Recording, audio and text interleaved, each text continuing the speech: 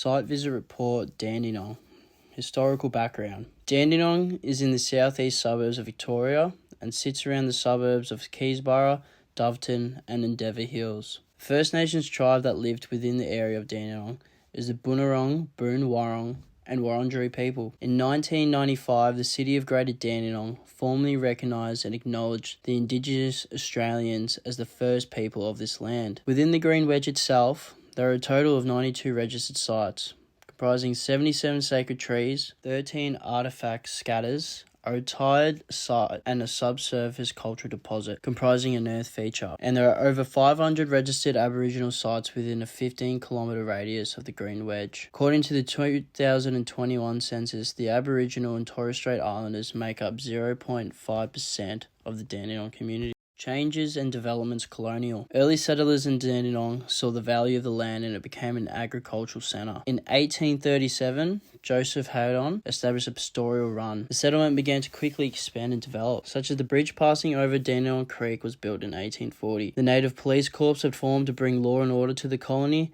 and the main headquarters was there until its disbandment in 1852, which is now known as Dandenong Police Paddocks. Gippsland Road, now known as Gippsland Highway, was built in 1858, known as Gateway to Gippsland, making Dandenong a pivotal pit stop for travellers. By 1861, housing was built. Housing almost 200 people and an array of churches were built. Anglican in 1865 and a Catholic church in 1866. Also in 1866, the Dandenong Market officially opened, becoming situated on Lonsdale Street until 1926. The Tuesday market day was big for trading farm stock, farmers and families. Many other establishments such as the Ordish Timber Merchants and the Dandenong Town Hall was built in 1890. Early industries that cropped up in Dandenong, one in particular was the Gippsland Cooperative Bacon Curing Co., which was popularised by the Dandy Range and the Pig Neon sign in 1950s. Post-World War II saw a boom in the Industrial Revolution in Dandenong as General Motors, Holden, International Harvester and Heinz were all built. This created a demand in labour and immigrants from war-torn countries, flooding to make opportunities in the rapid growing suburb. Changes and development. Migration. There are many multicultural influences in Dandenong. However, the most common in the area is Afghan and Indian. Both cultures have had impact on the area in many ways, with even the Dandenong Council integrating cultural projects within the area to celebrate and showcase the strong influence. The Afghan community saw a major migrant surge to Dandenong in the late 1990s. Due to the increased attacks in Pakistan and Afghanistan, some forced to flee as to avoid the Taliban. The Afghan community is prominent in Dandenong, having a cultural precinct, which is in Thomas Street in the area. Indians now make up a sizable portion of the population in Dandenong. This led to the expansion of several Indian enterprises, with 62 establishments in the heart of Dandenong and 33 of them in Little India Cultural Precinct, which is concentrated on Foster Street. These stores often sell food, household goods, fashion, traditional clothing, and miscellaneous merchandise. The Between Two Worlds painting, the adornment mural, and the ornate power poles are just a few examples of the public art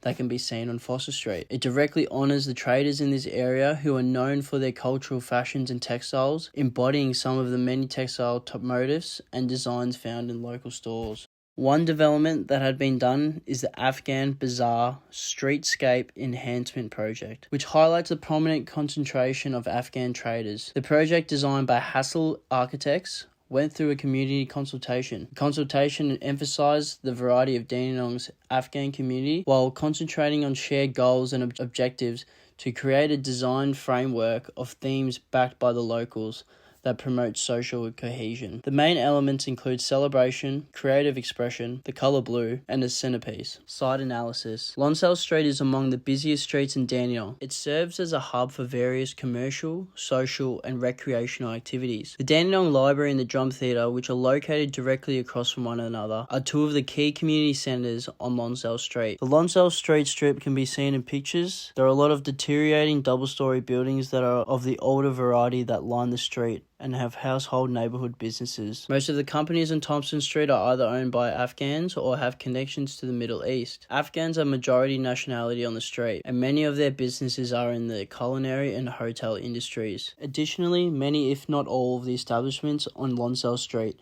have ethnic signs that identify the language they speak. However, even in the stores of these ethnicities, English writing all still predominates. There are several Afghan stores on this route that offer both traditional Afghan food and halal substitutes.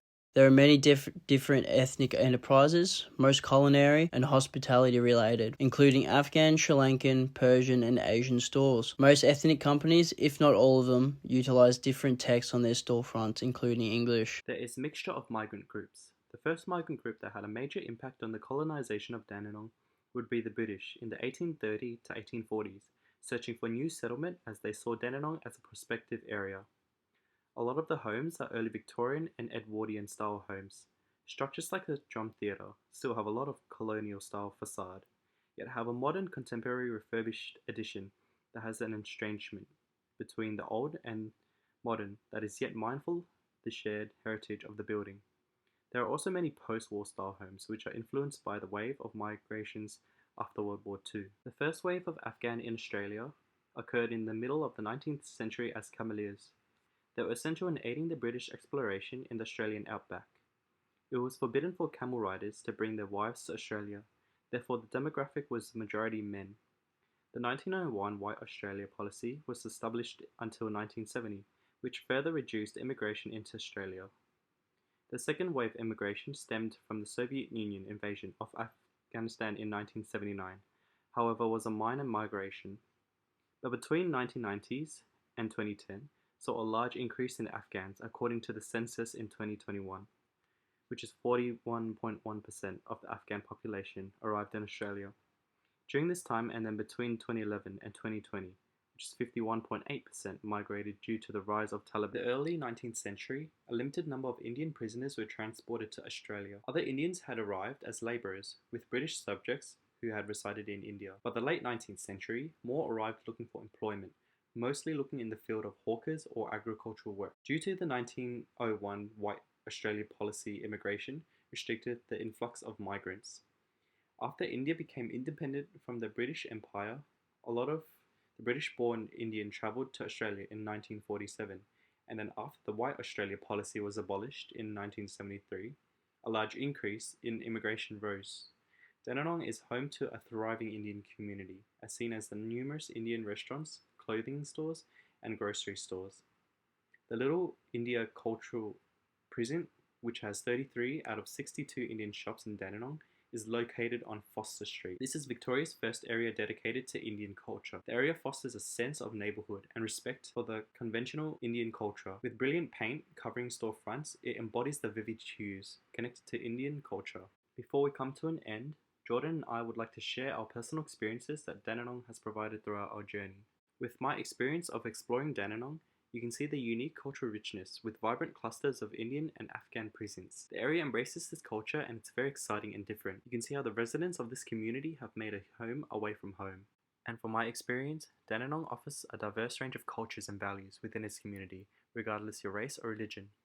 Nevertheless, when walking past restaurants and bakeries on Lonsdale Street, they create such a hungry, aromatic atmosphere to attract locals and public.